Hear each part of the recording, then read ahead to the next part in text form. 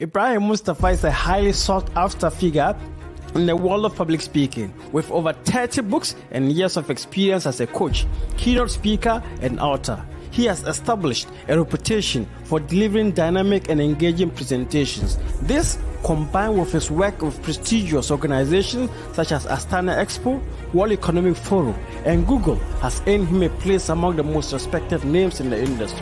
However, Ibrahim's impact extends far beyond the world of public speaking.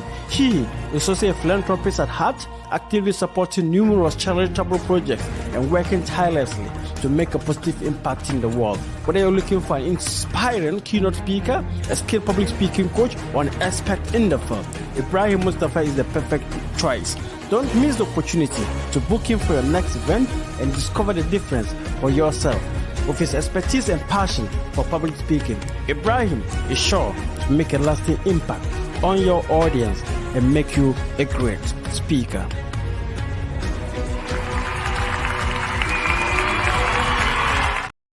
Welcome to the IMTalkcast. My name is Ibrahim Mustafa, and here we bring you nothing but motivation to inspire you to start your day, to create opportunities, and to let you hear from visionary voices, people who are creating opportunities for the rest of us across the globe. So today we have a super guest. She is the CEO of Diva Farms. So welcome on stage, Abubakari Belawu. Welcome. Thank you so much. I'm happy to be here. Great. So we've heard about you, seen your work, but maybe today majority of people get to know you. Who are you and what do you do? So like you rightly said, my name is Abubakari Belawu Mbangba. I would say I'm a young visionary. I traveled down, or I embarked on a path which is less traveled, and that is farming. I'm a full-time farmer. Professionally, I used to be a teacher. In fact, I went to school to train to be a teacher. So I've been in the teaching field for 7 years. And just this year, I left my day job as a teacher to become a full-time farmer. Wow.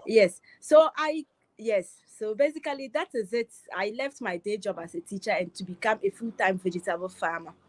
So about Diva Farms, I started farming, I would say, by accident.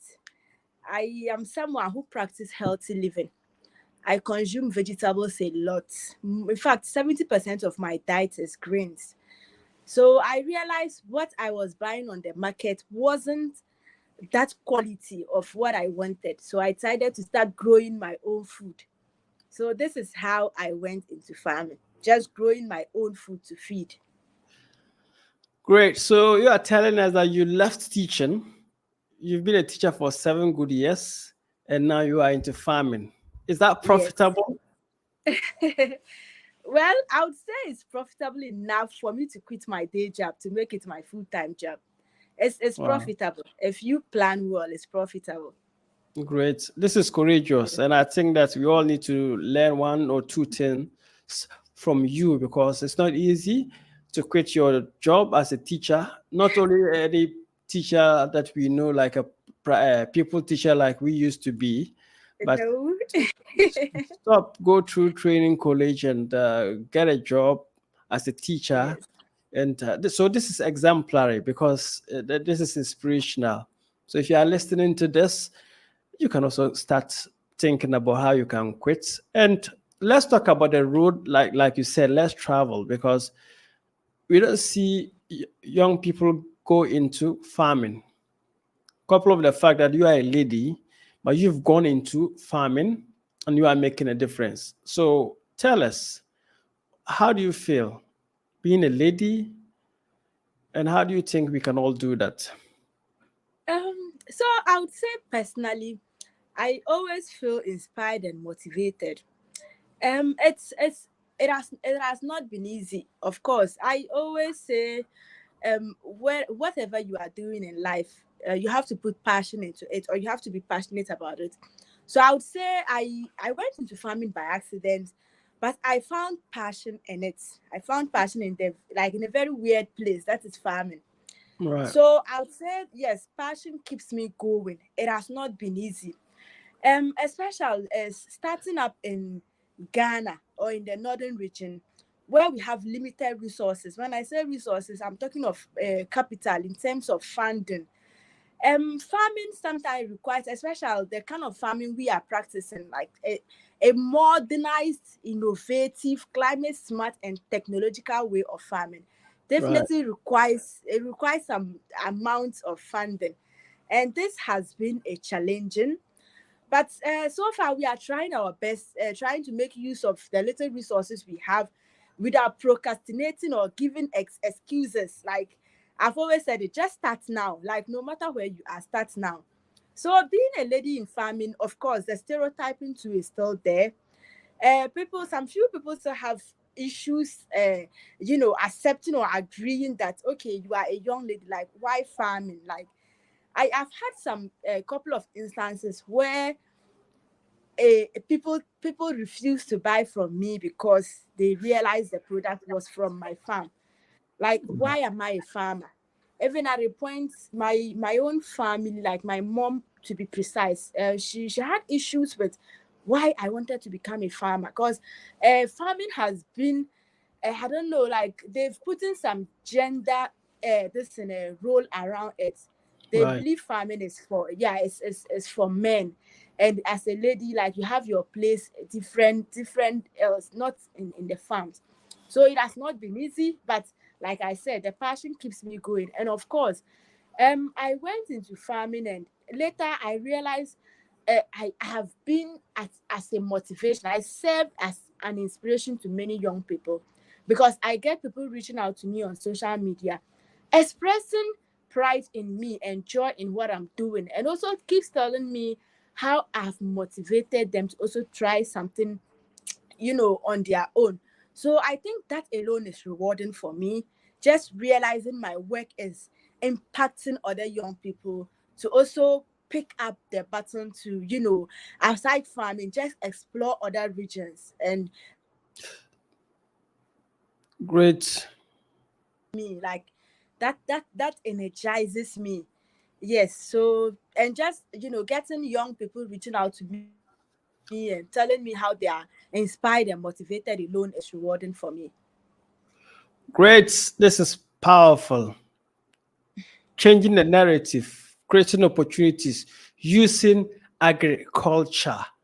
And I Yes. think one of the people I would recommend you to is the presidential candidate, Nana Kofi Quarantine, who has always been championing that let's farm, we can do it, we can do it, we can farm to feed the world. So if you are watching on your screen, you will see. So these are some of the exploits that our sister is into, and you can see. Is that your farm? Yes, that's one of my farms actually. Well, so how many of them do you have? And so I have 4 farms together. I have Wow. 4 farms, yeah, but we are trying to relocate all the 4 farms together on a bigger land, which we are currently working on fencing. And after fencing, would require this and borehole drilling. After drilling boreholes, we then install the irrigation systems and the shade this and mesh for nets and all those things. Yeah. Wow. Wow. Yes. So this is your maize farm. Yes. This is actually my maize farm. So these are some of the pictures. Maybe you can talk about some of the pictures. Okay. Mm. So here I'm holding an exotic breed of garden eggs. This one is not the Ghanaian one, so it's very different from our Ghanaian one. And this is one of a backyard garden we actually set up. So apart from farming, commercial farming, what we also do is my company, which is Diva Farms. What we also do is we train young people. That one is for free. Like any young person who reaches out to us expressing interest in learning how to grow vegetables to start Right. for something for themselves. Yes, we train them for free. We also set up backyard gardens for individuals. That one at a fee. If you Yeah. have your small space at home, we can come and set up a backyard garden for you. You tell us the vegetables you want. We work with some agronomists and we'll have to test the soil. whichever vegetable would be perfect to grow there will advise you and go on and set that up for you. So this is a backyard garden where we are growing the exotic this and breed of garden that's Nyadua. Great. And this one Great. is one of my farms where we grow this and cabbage. And the cabbage, they are this in Tamale, mostly people grow two categories of cabbage. And this one is a oxalos. We call it the white cabbage. It takes 3 months to mature after Okay. transplanting. Yeah, so that All is right. what we grow. And also another thing is we practice climate smart agriculture. So our vegetables is purely organic. We don't use chemicals either in Okay. tendering the land, plowing the land, just preparing the land, or even applying fertilizer to the crop itself. That is the vegetables. We don't do the stuff. We use household produce. So we manufacture or we produce our own manure, which we use on our farms. So our Wow. vegetables, yes, our vegetables is purely organic. Purely organic. So this is one of the farms we grow cabbage there. Yes. Powerful. Powerful. So, beyond the pictures, I saw that you went to Clement to uh, that's in the Dambai area. Eh? Green Gold. Green Yes. Gold Dream Village. Yes, Mr. When Clement. when was that? So I think this was a couple of months ago. Mr. Clement is Okay. actually a sort of a mentor and a teacher to me. Like I said, I didn't learn farming anywhere. I went to school to train professionally as a teacher. So being in farming, I have positioned myself as a learner. I keep on learning every day, especially from people who have experience in it. And also, Mr. Clement is also someone who advocates for organic farming. He also practices climate smart farming. And this is my area. This is what I do. As I use my work, that is my farms, to also advocate for climate change, climate action, climate resilience. So yes, he's a mentor, and I once in a while I contact him for some coaching lessons. Okay, that's great. So, talk about some of the challenges you face and some of the maybe possible collaborations that when you get is going to skyrocket whatever you do to the next milestone. Okay. So some challenges I face is, like I said, it's just funding, capital. Currently, Right. we are in the pipeline of expanding our farms, and I shared with some few people. Um, I'm interested in investors, partnerships. I've won a grant a couple of times, and that's has helped me a lot. So yeah, I basically I also applied for some few grants. Let's if it's still in the pipeline. If I get that, it would also help. But yeah, I'm open for partnerships and investors. Yes, my company is duly registered, and we observe all the protocols. So I'm open for partnerships and investors because my company is actually outgrowing my capital. I would have to admit to this. Yes, I'm just a young starter, and not getting support from anywhere and trying to expand. It has not been easy. It Wow. hasn't been easy. Yes. So that is just some few challenges we faced because we want to grow throughout the year round, and this requires water. And currently what we do is we practice manual irrigation, and it's Wow. time consuming, it's expensive, it's tiring, and it's excruciating slow. It's very slow. So setting up irrigation systems, drilling boreholes, they all require funding. And also we have some few exotic fruits and vegetables. Currently we have cranberries, and we are also looking at starting the bell peppers, the colorful ones. It's actually difficult to grow it on our soil, and we are looking at exploring it with hydroponic greenhouse. So setting up even a mini hydroponic greenhouse is it's not easy. Like, it's expensive, like I Yeah. said. So yes, I am just open to investors, and also calling on anybody who is interested in farming, and doesn't probably have the time and just the time to go into that.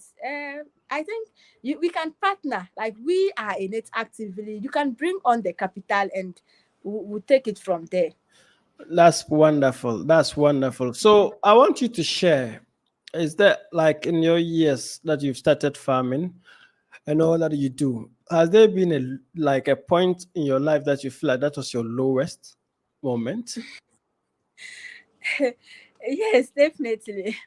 So I actually have been farming for some time now, and it was actually cash crops. That's soya beans and maize. But Yeah, I went into vegetable farming in 2020, and I think in 2022, that was last year, yeah, I had this in a piece of land to grow lettuce there. And wow, it started coming up very great, and trust me, it was a big land. The lettuce started coming up very great. We did everything like, the yield was promising.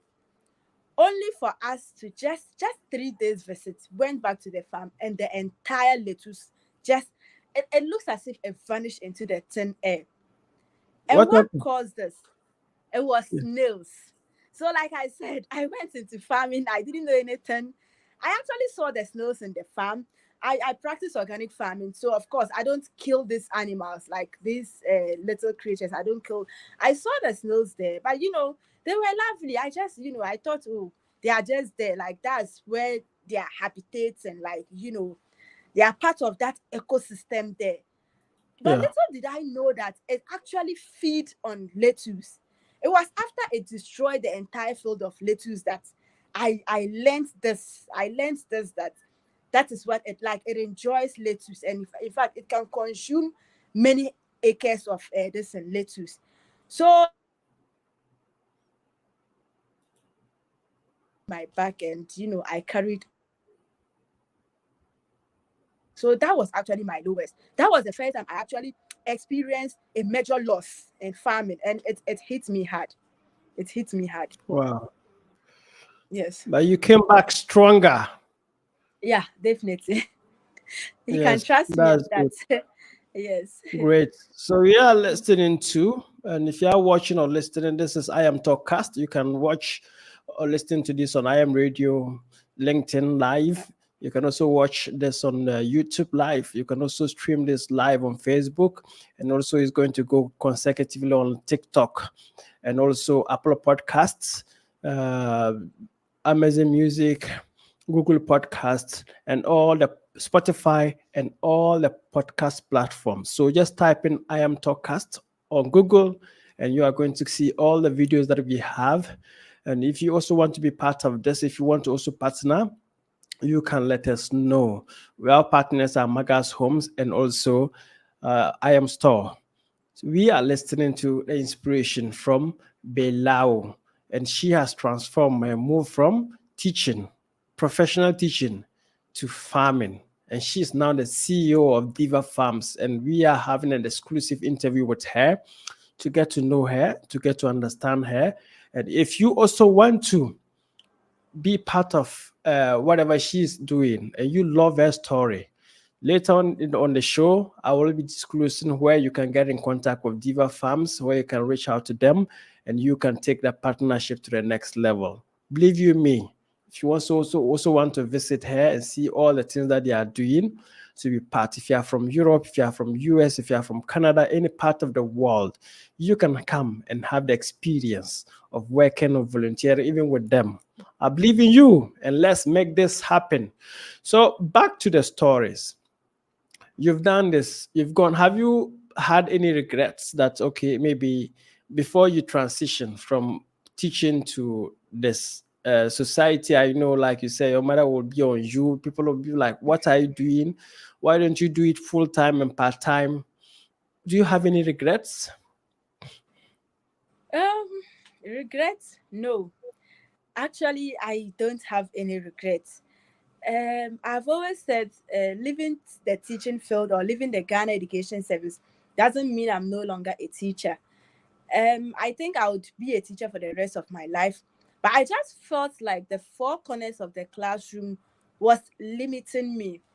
Farming is very challenging, and I think it keeps me on my toes. I always constantly have to learn something. I'm always curious. I have to conduct research. It has exposed me to diversity and just meeting new people along the line. So I actually have no regrets. Initially, when I left my day job, Yeah. and just a couple of months, the salary stopped coming. Like, Wow. when I see people posting, okay, like a moon die, I immediately pick my phone and I go on my messages to check like if my bank has sent money.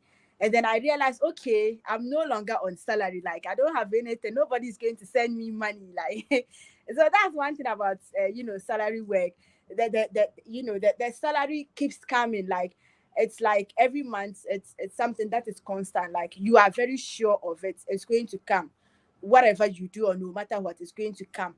But with farming, I think you'd have to this I am now my own boss. I'd have to strategize very well, know how I spend my money, pay myself, pay other people, pay for other services, and just that.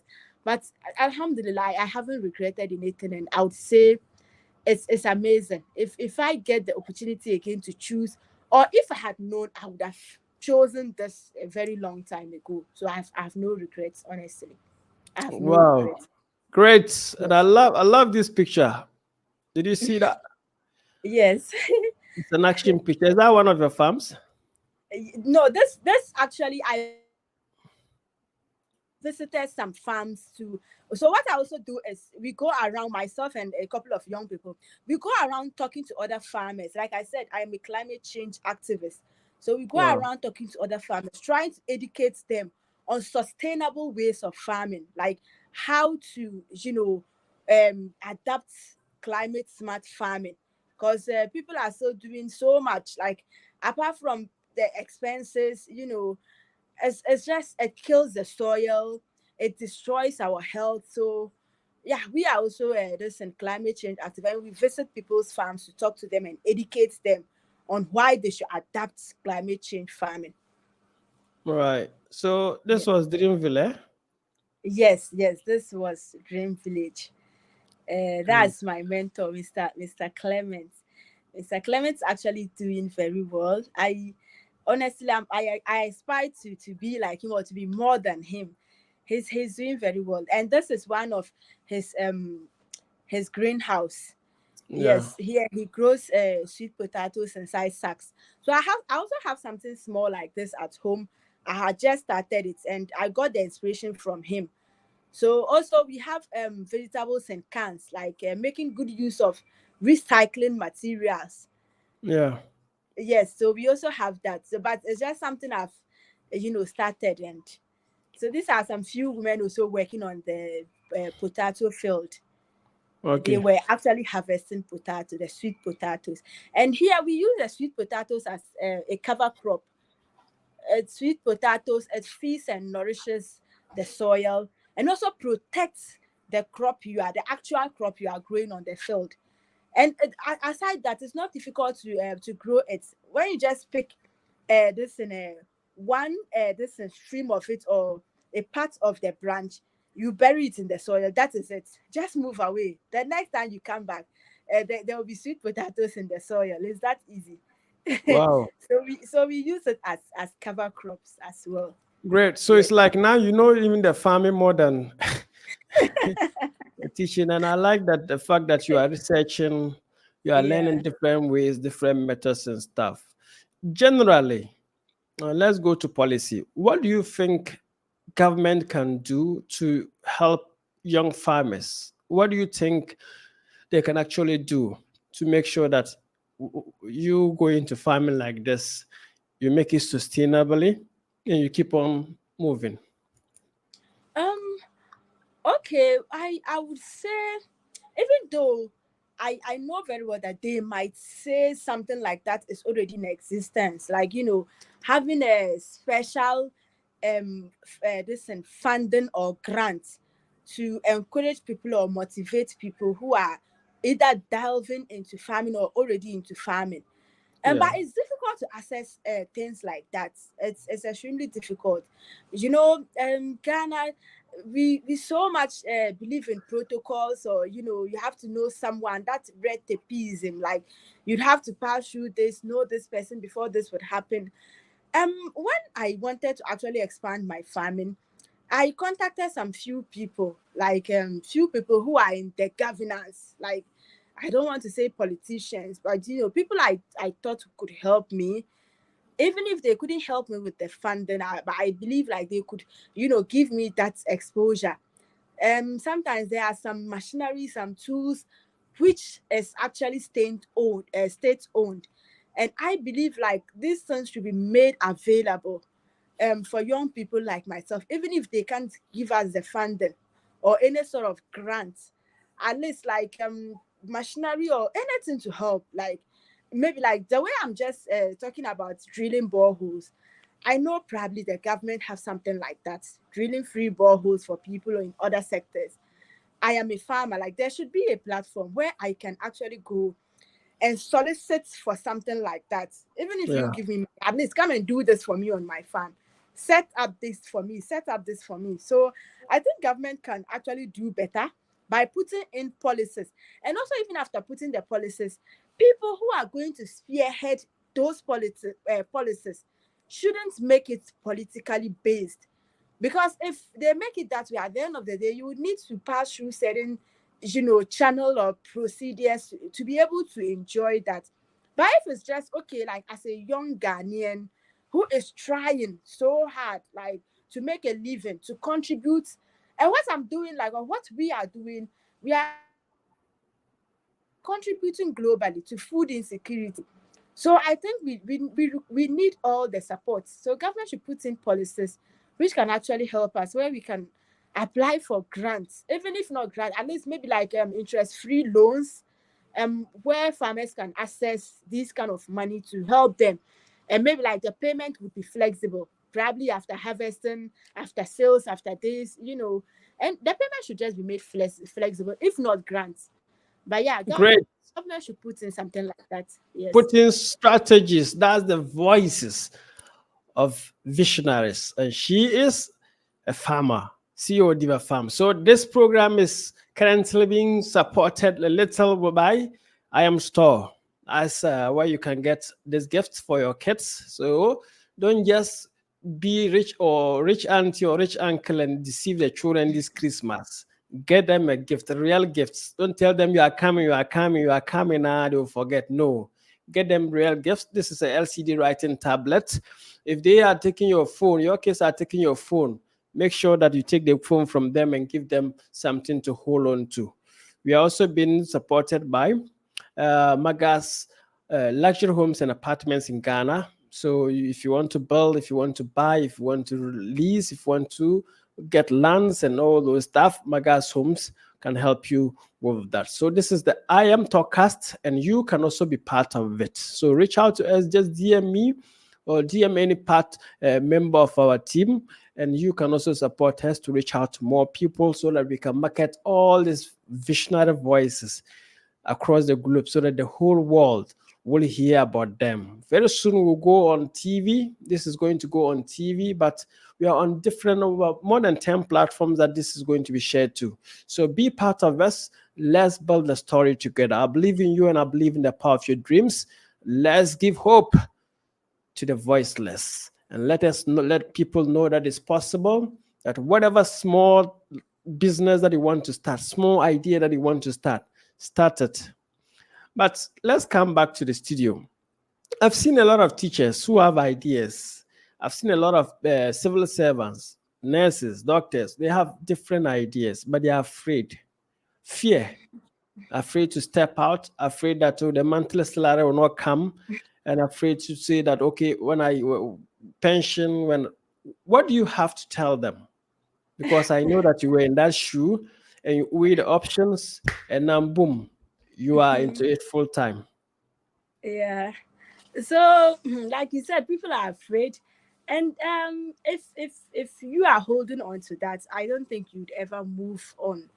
You One thing about salary, it keeps coming, but sometimes some of us dream, or our dreams are bigger than that, and we felt maybe the salary might not be able to fetch us the dream life or the goals we've set for ourselves.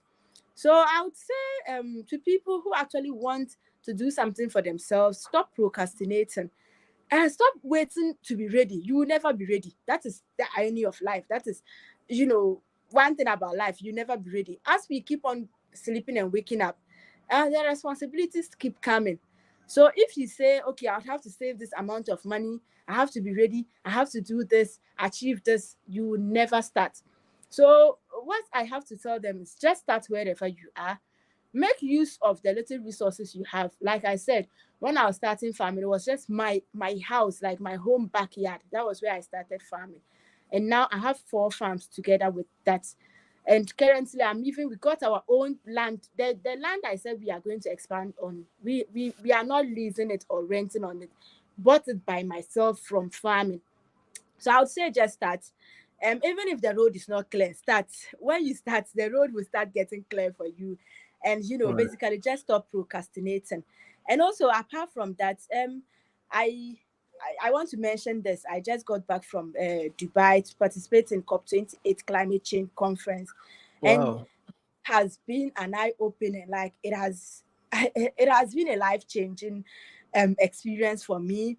Aside, the policies, they spoke a lot about policies, fossil fuels, so many things, carbon footprint. Aside that, I networked with so many young people, very incredible young people. Like if you don't go out of your comfort zone, you might think you are doing great. So you move out, then you realize that the world is even bigger than you actually anticipated it. So I've learned a lot from that. And also I'm open to participating in summits, events, conferences, programs, whatever. And also, just open to speaking to address young people or just to inspire young people. I'm open to that. So wherever anybody is and watching this from, yeah, I'm available and I'm open to that. Let's inspire young people like ourselves together. Right. So let's inspire young people together and let's create that rapport. Let's create opportunities. Let's network and do more. So, what are some of the highlights you pick from COP28? So the highlight, honestly, I would just say it was networking. First of all, it was networking. Immediately I touched down the United Arab Emirates. Even before I got to my hotel, it was just an instant connection. I met these Egyptian ladies, and my perspectives just changed. And so upon getting to the ground itself, I was fortunate enough to have the blue badge. So, I got to hear the big boys and women were, like big boys and big girls were, like, all these top people. And yeah, I spoke with a few of them. And honestly, what they said to me, like it was just I showed them my website, and they were just amazed. So that Wow. alone was just my highlight. Yes, people of that caliber, showing so much respect and interest in my work, I think was my highlight. Yes. Fire. So, if you're also a young lady and you want to go into any venture, don't be afraid. Don't limit yourself. Don't say this is male dominated, woman dominated. Just go into it because it is your passion, and you can start a little by even doing backyard garden, and you can Yes. pick it from there and keep on doing more. The next question, which is a little technical, is there are boreholes. Mm. Like, Okay. how can we use borehole water to farm? I used to think that because of the salts or all the whatever, it limits that. How? um okay, so with the boreholes, Yeah. before, this in the ground level, each level has a different this in a state of water. Like the water, it varies as you keep on progressing. So Yeah. with the boreholes, what we did was we did our sighting, and the water is there. So after sighting, the water is there, all right. So they now had to do the depths as which they could actually get in the soil to get the water that is not a brine, that doesn't contain this and salt. So with boreholes for the farms, I don't know what other farmers are doing or what other farms are doing, but our farms, what we are going to do is we are going to drill past the level of the brine, that is the salty water, get Okay. deep inside and get the water that doesn't have contain the salt. Okay. So that is what we are doing. Yes. Interesting. So have you had some boreholes before?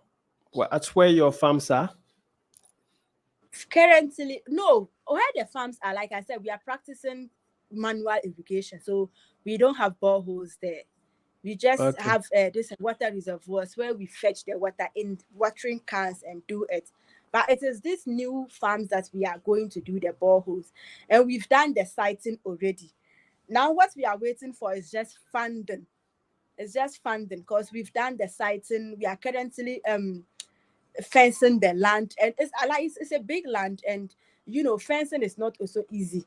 So we've done the siting. There's water there, ground level. There's water. We can get water, and also it's very close to a river. So even apart from the borehole, we had actually two alternatives to do this or to get water.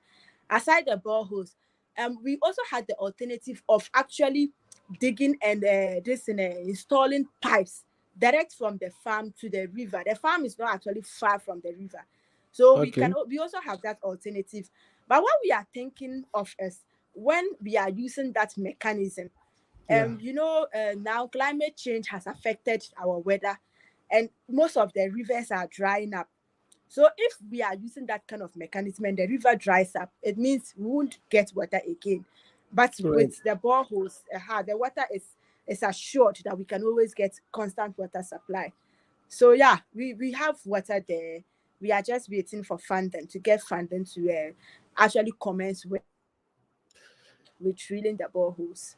So they are already started, and they just want little support to move to the next step. And the next step is to do big things. So if you want to partner, if you want to be part, and this is a story that you will love, young women, young voices, get it into the field of creating more opportunities, get in the field of doing all this for themselves and for Mother Ghana. And how many do you have volunteers or people who you've also brought on board is like as you employ? Yes. So currently I have two young people who are working on the farms as volunteers. And Okay. they actually came, like I said, we train young people. So in the process of training, that is farming. We don't train you on book, we train you on field. So you have to do Right. practical things. Yes. So one young guy, very amazing guy, he came and we taught him everything from scratch. But afterwards, he said he hasn't gotten a land yet to start, but he doesn't want to also stay idle. So Yeah. what he does is, he comes to the farm to actually help us. Even though now he could have also gone to start on his own, but like he's just volunteering with the farms currently, and so we have a couple of volunteers now, and we also there's this organization, Sustain Movement. So they are also climate change activists. So we partner with them once in a while to hold conversations, educate people on climate actions, trying to build climate resilience in local communities, speaking their language. Because we keep on saying climate change, fossil fuels, carbon footprint. But when you go to the local level, like even not the local level, even there are educated people who don't even understand or know what climate change is all about. It's still there. Like, I don't think much light has been thrown on climate change yet, even though it is affecting us drastically. So what we do is we speak the language which the indigenous people would understand, the marginalized communities and the privileged communities. We reach out to them and actually educate them. When you ask them, do you know what climate change is? They will be looking at you. But start asking them, okay, like how much yield was your farm, were you getting from your farm? They will tell you, okay, now how much yield do you get? And they will tell you. Ask them, like, this river, and they'll tell you, like, when we were growing up, this river, like, it never dried up. You're even surprised it's now drying up. Like, then you then tell them, okay, so that is what climate change is. So they know, like, it affects them directly, but they just don't know the terminology. So that is what we also do. I Great. just partner with organizations and actually educate people on climate activism. That's fine. So if you are watching, unfortunately, if you are listening to us on the podcast, you may not get to see all the things that we are sharing on the screen. So you can check on YouTube, IMTalkcast Belawu, and you will watch that on YouTube, LinkedIn, Facebook, and any of the video platforms. But if you're also listening, this is her. On screen, we have her LinkedIn bio so that you can reach out to her. This is her LinkedIn. Connect with her and you pick up the connections from there. So connect with her on LinkedIn. You see all the great things that they do, and you will be able to do more with her, partner with her. So apart from this, how can they get in touch with you or your farms? What's the website? www.divafarms.org. www. Okay, Dot diva farms. Divafarms.org. Diva. Diva So Farms. farms.org. .org, Okay. yes. So you can also reach out to them via their website, riverfarms.org. And And in a minute, our phone lines too. okay, great. So this is divafarms.org. Okay, great. See their mission, all the great things they do. So you sell your produce. Yes. Okay, that's great. That's great.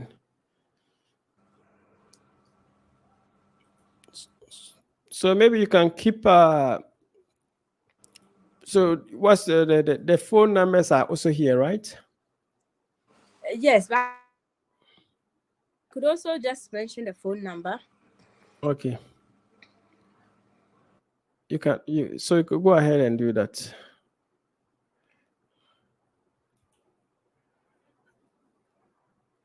Hello. So you can mention the phone number. Okay. So the phone number is 0206 40 Okay. 4142. And if you are outside the country and trying to reach +233 206 404142, you can reach us via phone. This is powerful. Reach out to them, connect with them, see if you have equipment. Maybe if you have a tractor, you can donate a tractor to them. Yes, you can donate a tractor to them. You can come. If you have any techniques, if you have any new technologies of farming, come partner with them and also be part of the trainings that they do. So we are getting to the final parts of this, and which is supposed to be inspirational, just inspirational. So what do you have to tell young people? I want you to inspire young people, whether from the north, whether from the south, whether from the east, the west. Just inspire them to live their dreams. Okay, so the message that I have for young people like myself is, I know we are going through a lot, especially in this generation of a very fast-paced, evolving world. The ideas, the knowledge, the skills we have today, the next day, like, it's not valid. You have to keep on upgrading, learning, to keep up. People are going through a lot, and I just the little motivation or inspiration I have for young people out there is, try to make use of what you have, and also stop comparing. Move at your own pace and peace. This is very, very important. There are so many things, going on this in social media. I remember some years back, I had to disable or delete my LinkedIn account because I felt threatened. I felt I wasn't doing enough. Like, I You come online and you see people like, they are doing so many things like amazingly great, and you feel like you are behind, you are not doing enough. Just be you, just be yourself, and make use of what you have. Don't compare yourself. There are some people, probably they've been practicing this for over a decade. Don't compare your 1 year to someone's 10 years, success. And make use of what you have. Stop procrastinating. Start today. Start now. Don't wait to be ready. You will never be ready. Don't wait to be ready. And also, just move at your own pace and peace. This is very important. Move at your own pace. Don't let society force you into anything. Just move at your own pace. You are doing great by just being you, staying out of trouble, just being healthy and alive. You are already doing great. Yes. And believe in yourself. Believe in yourself. Most people will not see your vision. They won't see the vision. No matter, I've always said it, when I go to pitch my business ideas, I tell people, what you are going to see, like you are going to envision, is just a portion of what I actually have in my mind. But how do I get it to you? So it's first of all believing in myself. I think this has helped me like a great deal. Believe in yourself. Very important. Believe in yourself. No Yes. one, there are people who will never see your vision. No matter how you convince them, they will never see Exactly. your vision. So keep doing you, keep believing in you, keep creating opportunities, and keep showing up. We are talking to the CEO of Diva Farms. She left farming, or she left teaching. She's a Teaching. professional teacher. She hung her boots, and now she is a proud farm owner. And she has 4 farms, and she's hoping to upscale those farms to big, big farms. And now she is in the process. We have Belawu Abubakari, right? Yes. CEO of Diva Farms. So maybe your final words, then we call it a day. Okay, so my final words is I haven't regretted choosing this path. In fact, I feel happier here, being a farmer, than I was in the classroom. And I'm just and also like it's rewarding, it's profitable, it's lucrative if you plan well. Of course, farming is a seasonal job, but if you position yourself well, you follow all the due protocols, it's lucrative. Aside the monetary aspect, I feel happier when young people reach out to me, expressing gratitude on how my story inspires them or motivates them. I think this is much more rewarding. The few closing remarks I have is, first of all, I have to say a very big thank you to you, of course, Mr. Ibrahim Mustafa, for giving me this platform to actually share my story, to motivate people. I know many people are watching. People are inspired, motivated, and also people want to partner or just get on board. Either they want to learn a thing or two, or I'm open to that. So thank you so much for the platform. And I'm looking forward to many of these, like just basically looking forward to making my voice heard globally, not just within Africa or Ghana, but globally. So thank you for the platform and the opportunity. And I'm looking forward to having this again with you. Great. Thank you very much. And thank you for honoring our invitation. This is the IMTalkcast. You can listen to this on LinkedIn, on YouTube, on Facebook, and also on all the platforms that we call podcast platforms, be it Amazon Music, be it Apple Podcast, be it Google Podcast, Spotify, and all the podcast platforms. My name is Ibrahim Mustafa, and this segment was sponsored by I Am Store and also Magas Homes, home of luxury apartments, home of luxury. If you want to build, if you want to buy, if you want to create opportunities, it's Magas Homes. That's the name. So you can also partner with us also and also reach out to Belawu.